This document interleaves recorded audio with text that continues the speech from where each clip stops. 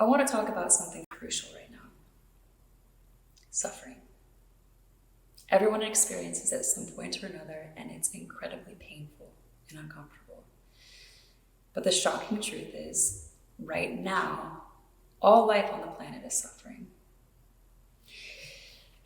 The Buddha taught us centuries ago that there are 4 noble truths that lead us into our inner world.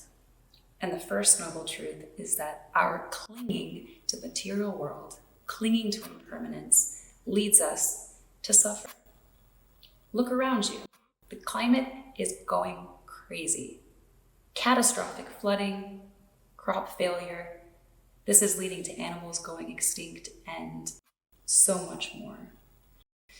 All of this is happening because we have an unchecked ability to consume. So what is your personal impact on consumption? How can you change your habits to be more mindful? These are all thoughts and practices that I have in my upcoming book, ReFashion Workshop, that you can order right now.